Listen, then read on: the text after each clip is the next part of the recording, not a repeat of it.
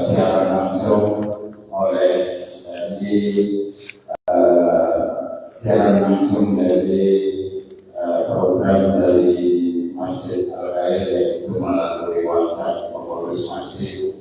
Dan setelah kajian ini bisa disampaikan dan nanti terakhir yang kita laksanakan yaitu sholat sunnah Isya. Dan langsung saja untuk kajian subuh ini kami persilakan kepada Ustaz Gusti Yulki. Assalamualaikum warahmatullahi wabarakatuh. Waalaikumsalam warahmatullahi wabarakatuh.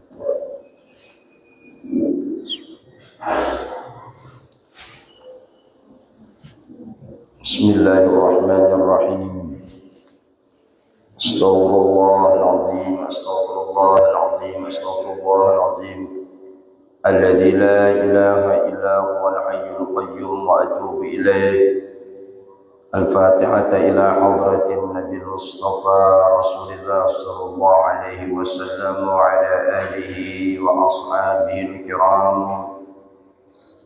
Wa ila jami' arwahi muallimina wa asatidina, Allahumma anfa'na bi'ulumihim wa anwarihim wa asrarihim wa nafahatihim wa amdadihim wa khususiyatihim wa barakati ulumihim ala ma nawa. Al-Fatihah.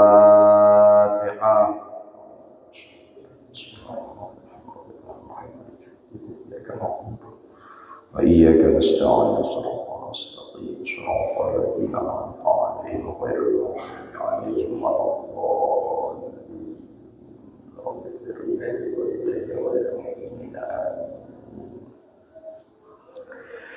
Assalamualaikum warahmatullahi wabarakatuh.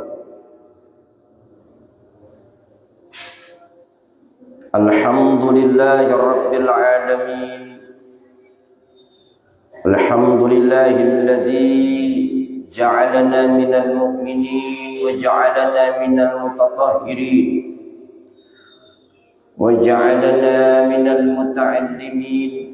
Wassalatu wassalamu ala ashrafil anbiya'i wal mursalin Sayyidina wa maulana Muhammadin wa ala alihi wa ashabihil mujahidin at-tahirin ajma'in ila yaumiddin, amma ba'du. Para jamaah serta pengurus Masjid Al-Khair yang mudah-mudahan yang selalu istiqamah senantiasa mengurus dan memakmurkan masjid ini, mudahan selalu pula dalam lindungan Allah. Semoga selalu berada dalam limpahan rahmatnya Allah subhanahu wa ta'ala. Amin, Allahumma amin.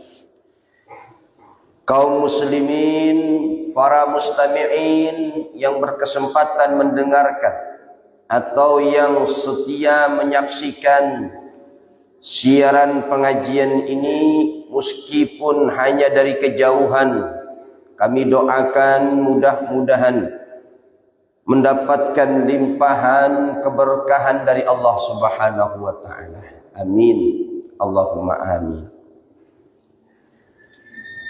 Mari bersama-sama kita niatkan untuk beriktikaf dengan bertahannya kita, duduknya kita di masjid seperti ini dengan mengucapkan lafaz dan berniat untuk i'tikaf. Nawaitu an a'takifa fi hadzal masjid sunnatan lillahi ta'ala. Dalam hati sengaja aku berniat i'tikaf di masjid ini sunnah karena Allah.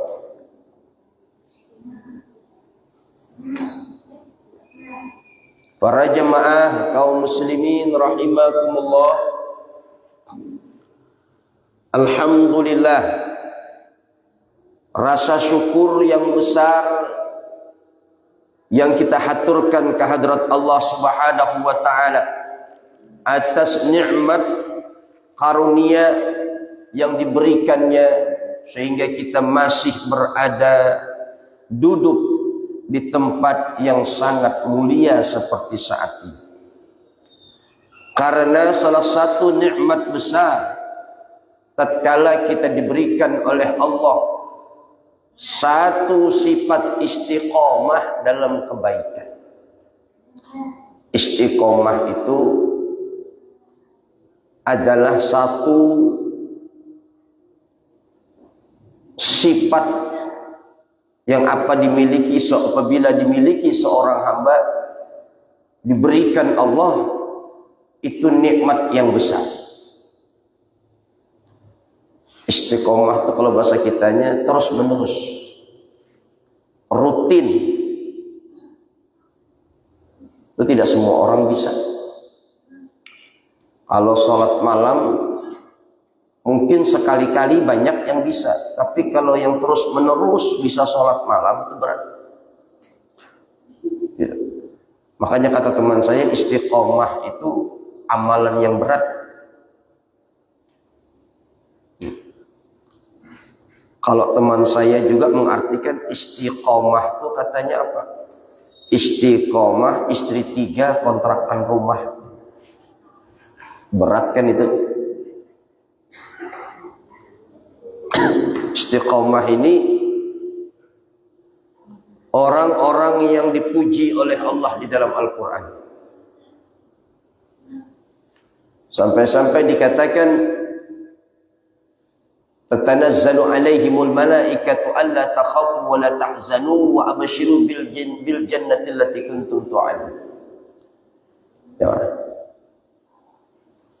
Innal ladzina qalu rabbuna Allah tsumma istaqamu. Sesungguhnya mereka yang mengatakan Tuhan kami hanya Allah, kemudian mereka istiqamah, maksudnya tuh imannya itu istiqamah, dijanjikan Allah tatanazzalu alaihimul malaikatu, akan turun kepada mereka itu nanti para malaikat, alla takhafu wa la tahzanu, memberikan ucapan janganlah kalian takut, janganlah kalian sedih. Wa abshiru bil jannah, bergembiralah kalian dengan surga allati kuntum tu'adun, yang mana dulu kalian dijanjikan oleh Allah. Artinya orang istiqomah itu diartikan para ulama sebelum matinya akan dituruni oleh malaikat mengkhabarkan kepadanya, jangan kamu takut, jangan kamu sedih dengan kematianmu. Bergembiralah kalian, kata malaikat, dengan surga yang dijanjikan Allah. Jadi maksudnya orang yang istiqomah tuh mau meninggalnya itu tidak ada kesedihan, tidak ada ketakutan, bahkan diberi kabar gembira dengan surga oleh Allah. Sehingga ada orang meninggal itu senyum.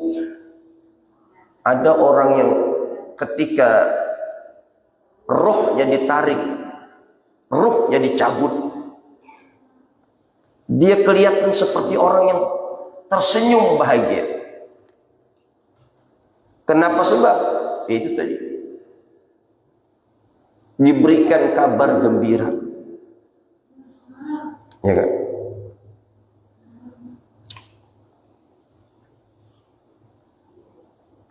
Nah, kita ini mudah-mudahan lah dengan duduknya di majelis seperti ini setelah Ramadan, mudah-mudahan ini bentuk ketaatan kita kepada Allah.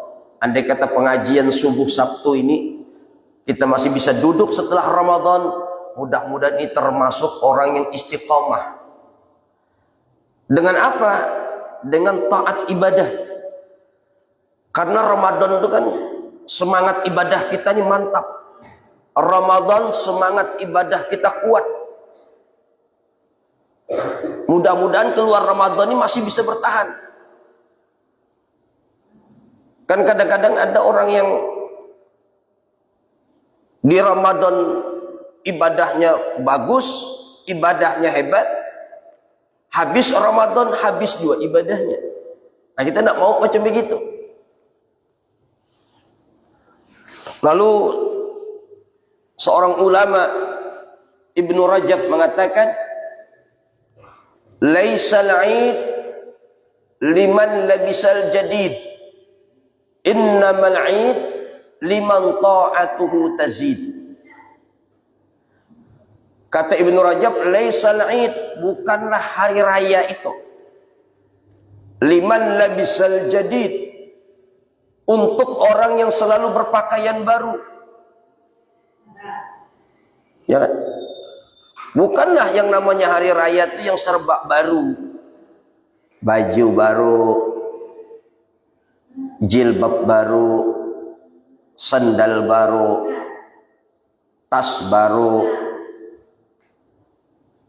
cat rumah baru, motor baru, bini baru. Ada Pak Ustadz? Ada orang yang setiap lebaran itu bisa ganti bini. Ada teman kita di daerah Kalsel, saya tidak sebut kampungnya. Itu kalau datang ke Samarinda nih, kalau kumpul-kumpul keluarga tuh bingung keluarga nih, dibawanya bini baru lagi. Ditanya siapa nih? Biasa, baru lagi. Nah, ada itu. Jadinya mungkin setiap lebaran tuh ganti bini. Itu biasanya ustadz ya. Ada juga nyalain ustadz. Yang ustadz tuh yang filmnya lagi rame sekarang nih. Pian kasihan. Apa namanya tuh Walid itu. Dia lagi rame. Kalau ini film yang nikah batin itu, 8 bininya.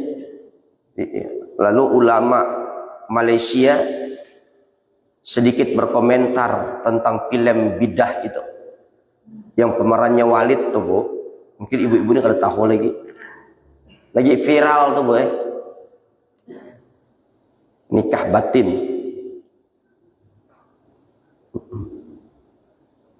Kata ulama di Malaysia itu termasuk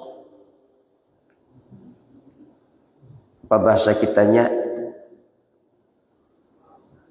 semacam menyudutkan ulama, karena pemerannya itu memakai pakaian ulama, berjubah, pakai imamah, bersorban juga, berjenggot, panjang jenggotnya pemerannya tuh.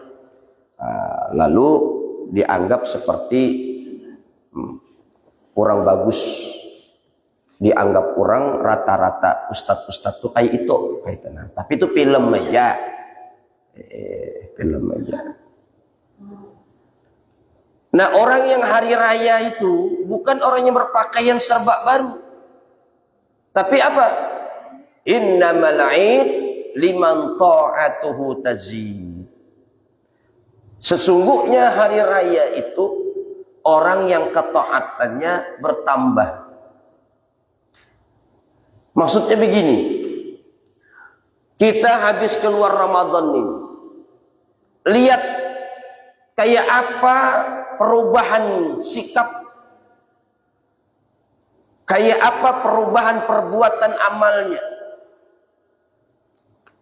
Orang yang berhasil ibadah Ramadan, tanda diterima ibadah Ramadannya itu akan bisa dinilai, dilihat setelah dia keluar Ramadan. Coba lihat kalau kita ibadah Ramadan ini, kita Masya Allah berubah menjadi sosok yang sangat baik.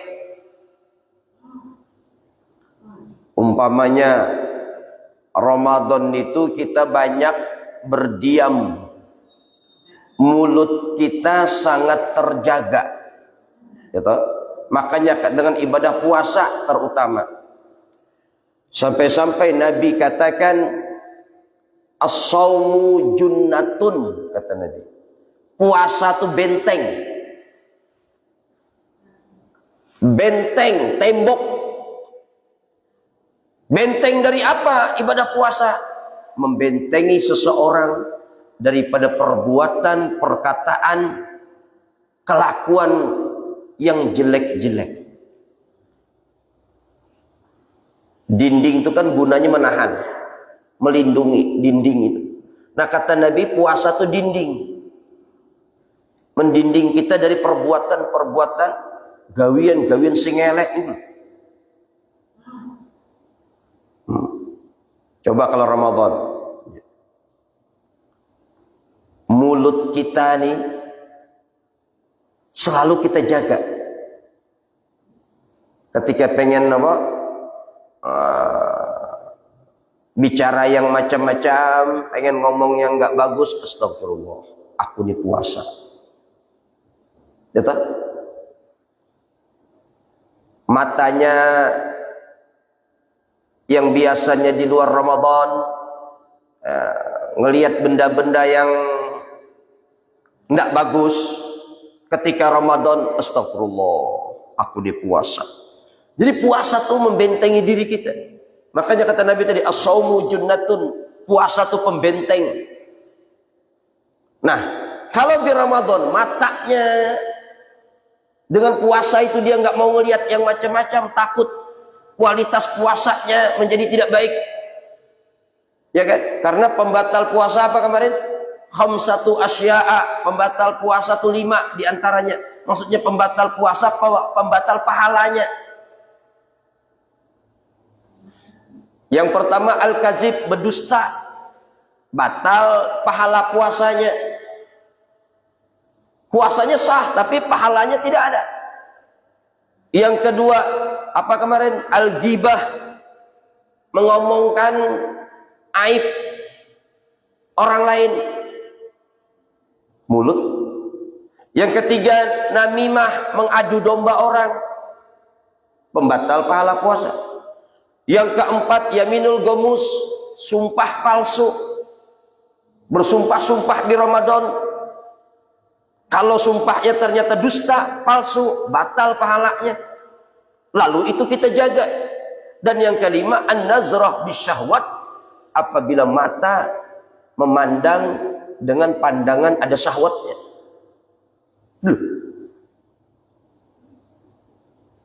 Jadi kalau memandang dengan syahwat nih,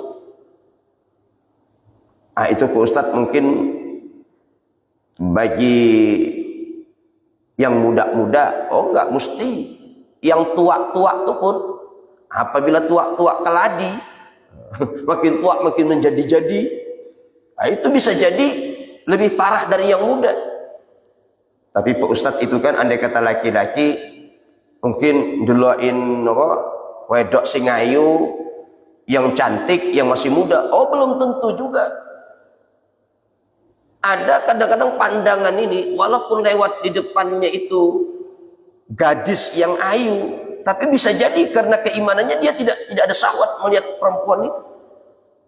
Tapi ada juga yang lewat nenek-nenek umur 70, dia pengen syahwat. Oh bu, makanya pakai jilbab, pakai penutup kepala, atau menutup yang lainnya. Pernah waktu kita kayak Hadraul Maut itu, kan bagi ibu-ibu perempuan di Hadraul Maut itu disuruhkan menutup muka, bercadar. Jadi ada jemaah kita tuh Bu, orang Indonesia nih, disuruh bercadar.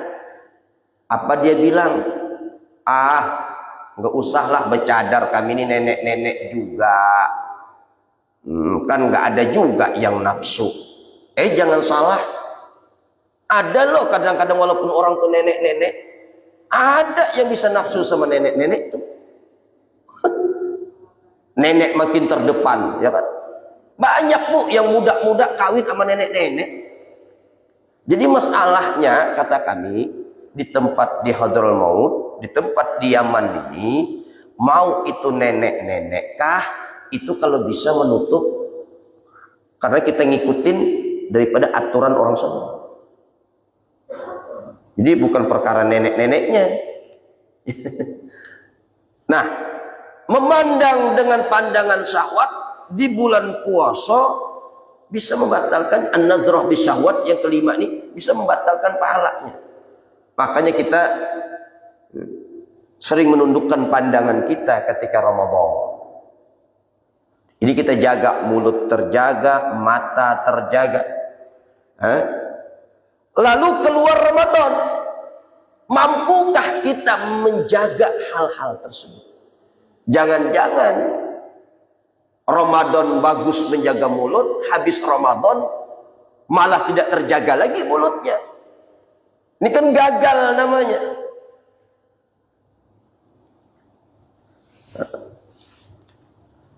Wah, kalau di luar Ramadan, waktu belum masuk Ramadan, mulutnya terjaga.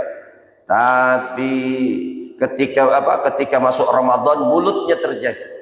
Tapi ketika keluar Ramadan, na'udzubillah, lambenya turah, muntungnya, waduh, ya lah.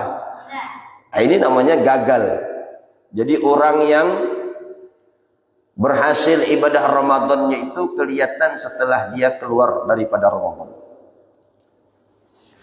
Kalau tidak ada perubahan yang meningkat, ketaatannya tidak meningkat, itulah orang yang gagal mendapatkan makna hari kemenangan, hari raya itu. Sehingga Ibnu Rajab tadi mengatakan begitu, laisal 'id liman labisal jadid, innamal 'id liman ta'atuhu tazid. Bukanlah hari raya orang yang mendapatkan memakai pakaian baru, tetapi hari raya sebenarnya adalah orang-orang yang ketakwaannya bertambah. Ya. Insyaallah. Jadi setelah Ramadan itu kayak apa? Kalau ya ngono-ngono aja, kalau kayak itu aja, berarti gagal ibadah Ramadan kita. Kayak orang, ya kan? Kalau dia sudah masuk dalam sebuah tempat pendidikan, maka setelah keluar daripada pendidikan itu ada perubahan yang lebih baik.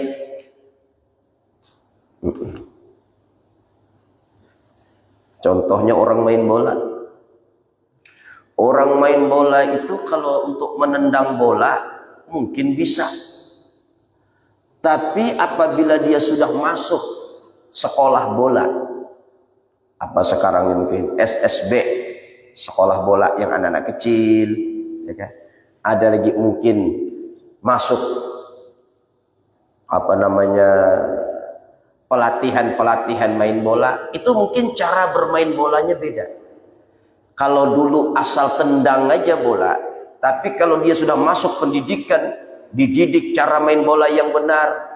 Kalau ngoper bola pakai kaki dalam, kalau pengen syuting pakai kaki luar, bagaimana dribbling bola yang baik, bagaimana heading bola yang benar, bagaimana passing bola yang bagus, ketahuan, ngerti.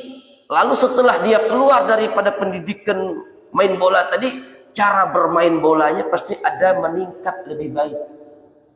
Kan begitu. Saya yakin timnas U17 kita yang kemarin masuk Piala Dunia, ya kan, menang lawan Korea Selatan 1-0, ya kan, ngelawan Yaman 4-1 dan melawan Afghanistan 2-0 kemarin.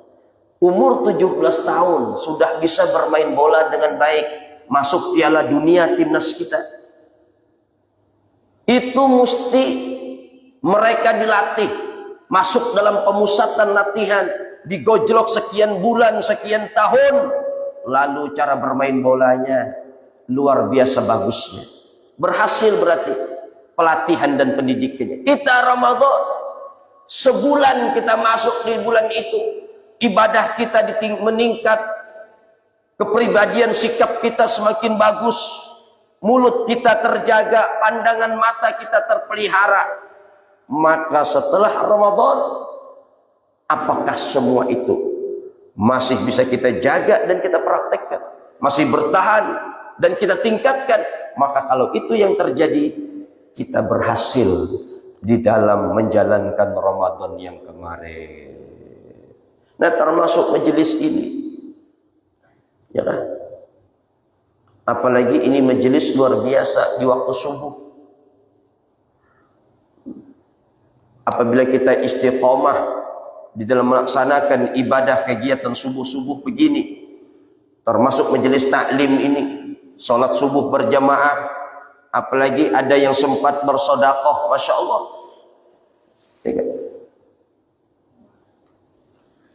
Karena memang disuruhkan sedekah di waktu pagi itu, kata Nabi, bakiru bis sedekah, berpagi-pagilah kalian di dalam bersedekah.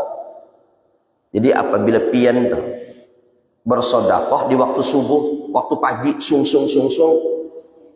ada celengan kah, atau ada apa pengen berangkat kerja, ngelihat apakah pian sedekahi, itu termasuk amaliyah yang luar biasa. Bakiru bis sedekah, kata Nabi, bersegeralah, berpagi-pagilah kalian dengan sedekah.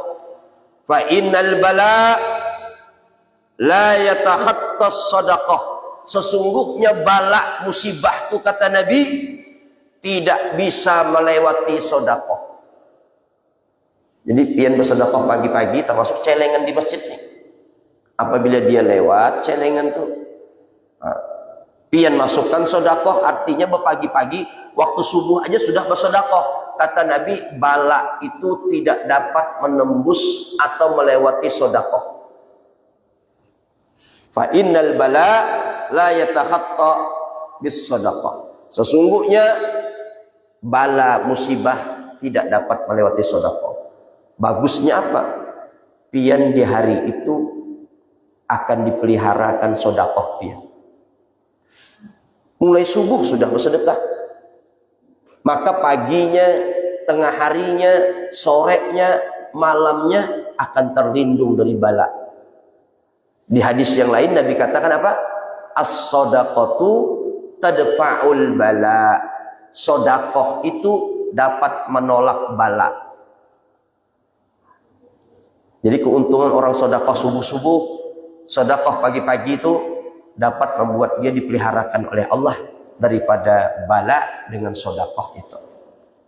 Nah, jadi bagus saja ada yang memasukkan kecelengan, ada membantu orang, umpamanya di pinggir jalan, dia lewat, dia kasih berapakah? Nggak bisa banyak, ya banyak-banyak. Nggak bisa sedikit, ya banyak. Nggak bisa banyak, ya banyak-banyak. Tapi sedekah di waktu pagi itu luar biasa. Sampai-sampai di hadis yang lain juga dikatakan, ma min yaumin, tidak ada satu hari, yusbihul ibadu fihi, kata Nabi, yang waktu pagi seorang hamba itu illa malakani yanzilani, kecuali ada dua malaikat yang diturunkan. Jadi kita setiap hari itu ada dua malaikat ditugaskan oleh Allah. Di waktu subuh sudah diturunkan malaikat. Untuk apa? Fayaqulu ahaduhuma, kata Nabi, lalu berkatalah salah satu di antara dua malaikat tadi, Allahumma a'tini munfiqan khalafa. Ya Allah, kata malaikat tadi, berilah ganti yang lebih baik kepada orang yang bersedekah. Malaikat tadi mendoakan, Allahumma a'tini munfiqan khalafa. Ya Allah, berikan gantian kepada orang yang lebih baik, kepada orang yang sudah bersedekah. Subuh-subuh sudah didoakan malaikat. Siapa yang bersedekah hari ini, ya Allah, a'tini, berikanlah ya Allah, a'ti, berikan ya Allah, munfiqan khalafa, kepada orang yang berinfak, bersedekah hari ini gantian yang lebih baik. Jadi jangan takut, yang bersedekah di waktu pagi, yang bersedekah itu didoakan malaikat yang diturunkan tiap hari, rutin itu oleh Allah, petugas malaikatnya. Oh, Pak Ustadz, baru dengar saya Malaikat siapa lagi itu Pak Ustadz? Kan malaikat cuma 10. Nah, malaikat yang 10 tuh yang wajib dihafal. Siapa aja yang 10? Jibril, Mikail, Israfil, Israel. Mak kecil kada masuk. Ya kan? Apa tadi? Jibril, Mikail, Israfil, Israel, Rakib, Atid, Mungkar, Nakir, Malik, Ridwan. 10 malaikat ini nih yang wajib dihafal Bapak Ibu. Jangan kita orang beriman kada hafal dengan malaikat nih. Syukur-syukur dengan tugas-tugasnya. Jibril penyampai wahyu, Israfil tukang tiup trompet kena menandakan kiamat. Tugasnya kan megang trompet tuh.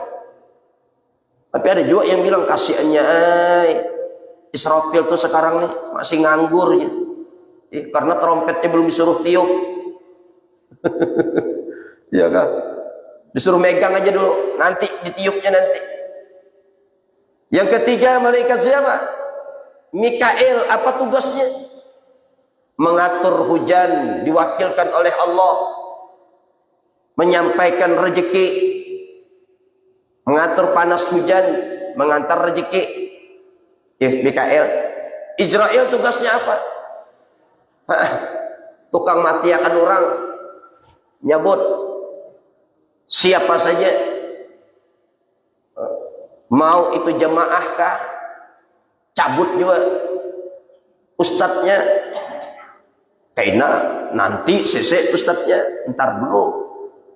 Tapi begitu. Yang kaya mati dicabutnya, yang miskin mati dicabutnya. Israel tugasnya. Siapa lagi? Mungkar, Nakir, 2 orang tukang tanya di dalam kubur. Rakib, Atid, catat kebaikan dan keburukan. Malik, penjaga neraka. Ya kan? Yang nggak mau senyum-senyum sama sekali Malik tuh. Makanya kalau hidup nih orang tuh nggak mau senyum, itu bisa berkawan dengan malaikat Malik nih. Di mana? Neraka, di neraka. Makanya senyum-senyum aja gini. Hidup tuh jangan tapi merangut, ya kan? Nggak apa-apa. Cuma tiang listrik jangan disenyumi. Bahaya kalau tiang listrik disenyumi. Bisa diangkut orang ke rumah sakit jiwa situ, ya kan? Guyu-guyu dewe nih kok. Senyum-senyum sendiri itu jangan juga itu. Siapa lagi? Ridwan yang ke-10, tukang jaga surga.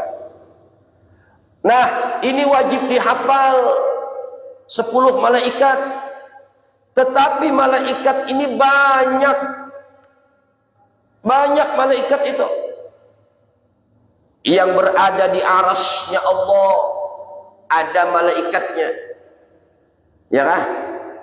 Bahkan ada malaikat dikatakan oleh Nabi yaltamisuna ahla zikri, petugas malaikat yang mengontrol, mengawasi orang-orang yang sedang berzikir. Ada malaikatnya. Nah, termasuk yang dikatakan Nabi, ma min yaumin yusbihul ibad fihi, tidaklah dari satu hari bagi seorang hamba illa malakani yanzilani, kecuali ada 2 malaikat yang turun. Jadi ini malaikat yang khusus.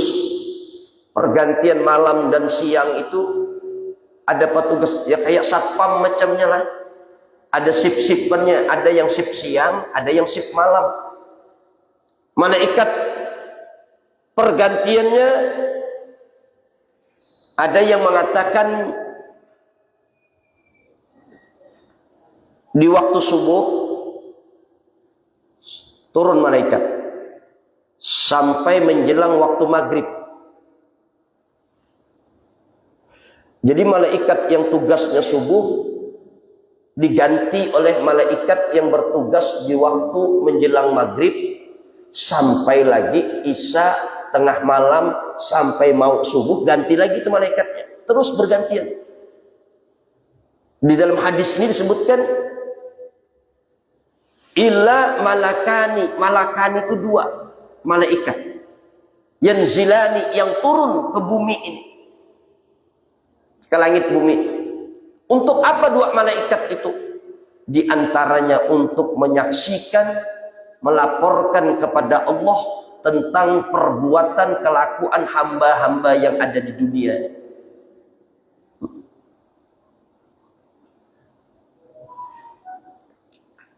Lalu ada yang mengatakan yang harus dijaga itu terutama sholat subuh dengan sholat asar.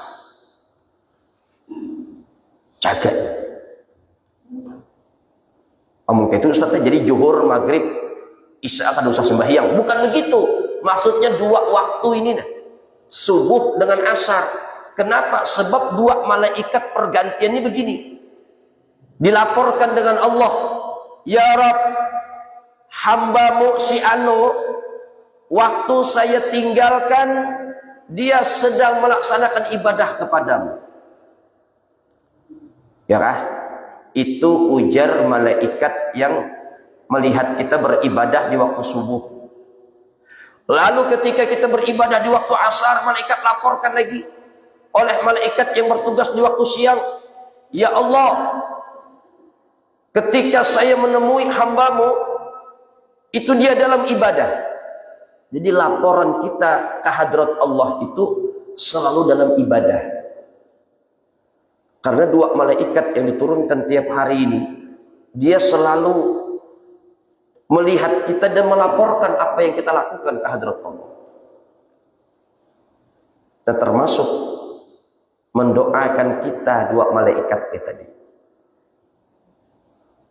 Disebutkan oleh Nabi di hadis ini, fayaqulu ahaduhuma, lalu mendoakanlah salah satu malaikat tadi, berkata apa dalam doanya?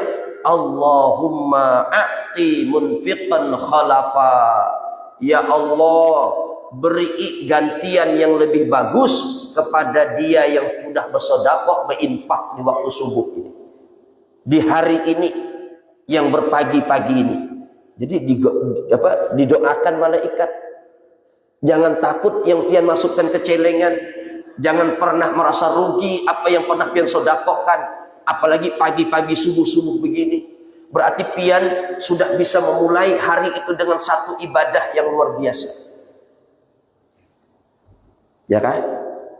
Pagi-pagi sudah sedekah pian. Mudah-mudahan itu dapat menghindarkan bala. Makanya ujar Nabi tadi, fa innal bala yatakhatta la yatakhatta apa? Bis sadaqah. Sesungguhnya bala tidak dapat menembus, menerobos daripada bala itu, daripada sedekah.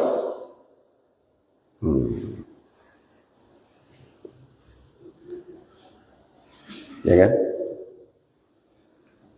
Makanya ada celengan subuh-subuh itu dijalankan. Sebenarnya untuk memancing-mancing kita. Ya kan? Jangan takutan melihat celengan berjalan tuh. Ini ada juga kadang-kadang melihat celengan tuh, apalagi hari Jumat tuh, ya Allah. Celengan sudah dekat tuh banyak istighfar dia. Astagfirullah, astagfirullah, astagfirullah. Semakin dekat celengannya, innalillah, innalillah, innalillah. Zikirnya. Makin dekat lagi, matanya pejam. Subhanallah, subhanallah, subhanallah. Sudah lewat celengannya, alhamdulillah, alhamdulillah. Iya kan? Padahal itu termasuk penolak bala. Sedekah-sedekah, apalagi di waktu pagi. Didoakan malaikat. Enggak gampang-gampang, Pak. Malaikat yang berdoa. Yakin kita kabul doa malaikat.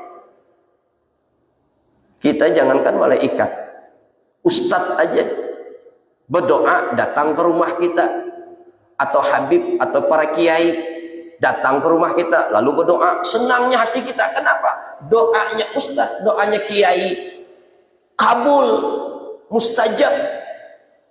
Ini bukan ustadz lagi yang berdoa, malaikat mendoakan orang bersedekah itu.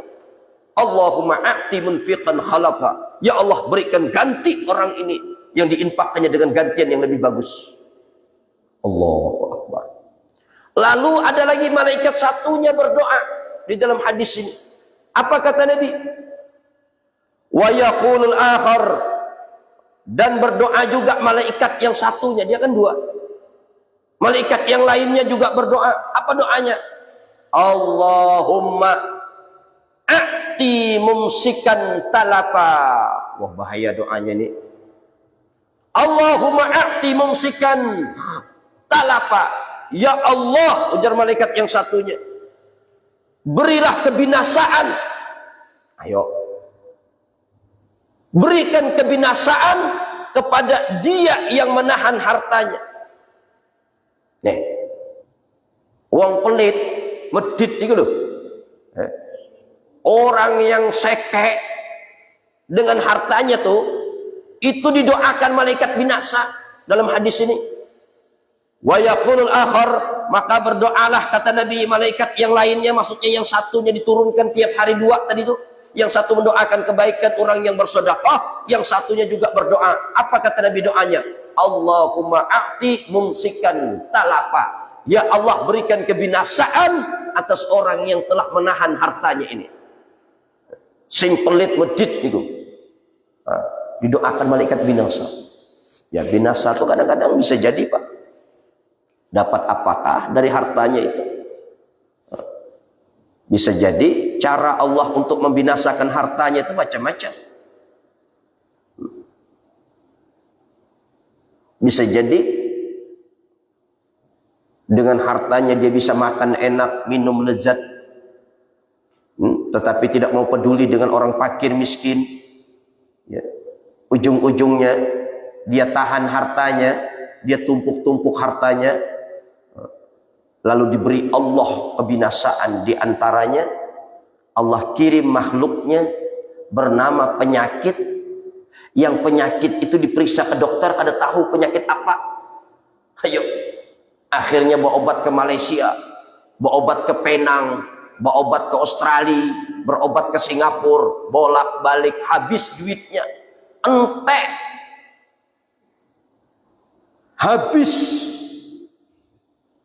Ayo, orang minta sumbangan, orang minta bantuan, kada mau dikeluarkannya. Oh, kata Allah, oke, kalau begitu kamu tidak mau mengeluarkan hartamu dengan cara yang aku mau, ya kah?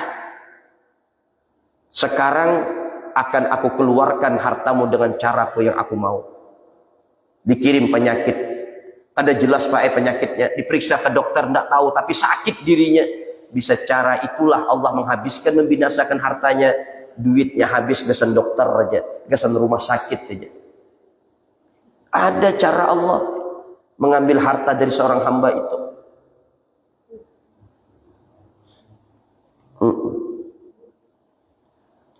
Sampai bingungnya. Duit yang banyak tuh makin habis, makin habis, makin habis. Bahkan dia tidak sempat menikmatinya. Kena penyakit yang hilang rasa. Makan gak enak, minum gak bisa. Akhirnya apa? Duit yang banyak tadi gak bisa dinikmati. Ah, itu sudah mulai tuh. Ya Allah. Akhirnya habis duitnya, habis hartanya. Anaknya lari. Anak buah lari. Bini lari juga, bini ini. Ya sudah, habis dah duit lagi. Nah, itu cara Allah. Didoakan malaikat. Ya Allah. Ini yang kita lalu merutinkan pagi-pagi kalau bisa apa yang kita bisa sedekahkan. Atau umpamanya sedekah itu tidak bisa dengan harta, dengan tenaga, bisa jadi. Karena kata Nabi, setiap persendian kita ini ada sedekahnya. Persendian kita ini ada sedekahnya. Di antaranya kata Nabi disebutkan dalam hadis itu, sedekah itu bisa jadi berbentuk kita menaikkan orang ke kendaraan, ke tunggangannya, itu pun nilai sedekah kata Nabi. Hadisnya panjang itu. Ketika matahari sudah terbit, mulailah persendian kita nih, ada bahasa kitanya, aktivitas kita nih bernilai sedekah. Apabila kita melihat orang agak kesusahan bawaannya, terlalu berat, lalu kita bantu, itu pun nilai sedekah tenaga. Sampai dikatakan Nabi, seseorang yang membantu orang naik ke kendaraannya, ujar kita, kalau dulu tuh mungkin naik ke kudanya, naik ke ontanya, lalu dia kesulitan, kita bantu untuk bisa naik, itu pun nilai sedekah, kata Nabi. Bisa jadi mungkin memang di zaman kita kan, di tempat kita onta dengan kuda ini nggak ada. Di Samarinda ini kan agak susah nyarinya. Seperti bisa jadi ada orang yang pengen naik sepeda motor, sepuh, tuha, kita bantu. Itu sudah menjadi sedekah daripada persendian kita ini. Di pasar ngelihati ada yang susah naik ke sepeda motor, kita bantu, tapi lihat-lihat juga. Ini kadang-kadang membantu juga, tapi rondo-rondo janda-janda yang muda-muda tuh, suka membantu. Sini ulun bantu cilai. Tapi ketika nenek-nenek nggak mau dia, nah, itu milih-milih namanya, ya kan?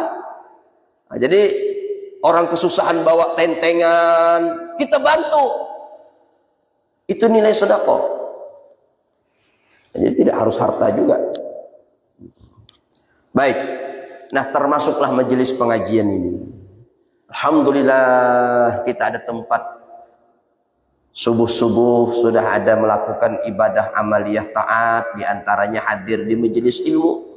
Mudah-mudahan yang macam begini bisa kita pertahankan sampai nanti akhir hayat kita. Karena termasuk majelis seperti ini salah satu keutamaan yang sangat besar, satu gawian yang sangat mulia. Ya. Karena dikatakan man salaka tariqan yaltamisu fihi ilman sahalallahu lahu tariqan ila jannah. Siapa orang yang berjalan menuju tempat ilmu, maka Allah mudahkan jalannya menuju surganya Allah. Ini loh, ini tempat luar biasa. Dengan kita duduk ke majelis ini, hadir majelis ini, itu nanti perjalanan kita ini digantikan Allah, dimudahkan jalan menuju surga. Ada dua pahaman yang pernah saya jelaskan. Pertama, jalan menuju surga itu dengan meniti sirat dimudahkan Allah. Meniti sirat ini selamat. Karena apabila selamat, meniti sirat, menyeberangnya, maka kita akan jadi orang yang mendapatkan keberuntungan. Tapi kalau jatuh, game, jawabannya game sudah itu. Kalau meniti sirat, jatuh di bawah jurang neraka. Ya. Nah, yang kedua, Allah mudahkan jalan ke surga, maksudnya Allah selalu membukakan hati hambanya untuk selalu berbuat kebaikan. Artinya tuh hatinya tuh ringan, ndelokin wong susah, pengen bantu. Itu gerakan di hati yang macam begitu, itu cara Allah ingin menyelamatkan kita, memudahkan kita jalan menuju surga. Apabila ada kebaikan, pengen untuk ikut dalam kebaikan itu, ya kan? Ada pengajian, pengen hadir, itu cara-cara Allah untuk lebih memudahkan hamba ini nanti menuju jalan ke surga. Artinya apabila hati itu selalu dibukakan Allah, tersentuh ingin berbuat kebaikan, maka hati itu adalah Allah pilih ingin dimudahkan orang tersebut untuk menuju jalan surganya. Hayya 'alas shalah, mendengar azan tuh, hatinya tuh langsung pengen sholat. Kada terpaksa tuh. Ini ada juara mendengar azan tuh, Allahu Akbar, Allahu Akbar. Nah, ya. Azan lagi kah? Perasaan baru aja sembahyangan. Nah, kayak terpaksa macamnya. Nah, itu hati-hati itu. Tapi kalau hati yang selalu terbuka, ringan untuk mengolah kebaikan, selalu pengen berbuat yang baik, itu hati yang tanda-tanda Allah ingin mudahkan orang ini untuk berjalan menuju surganya nanti.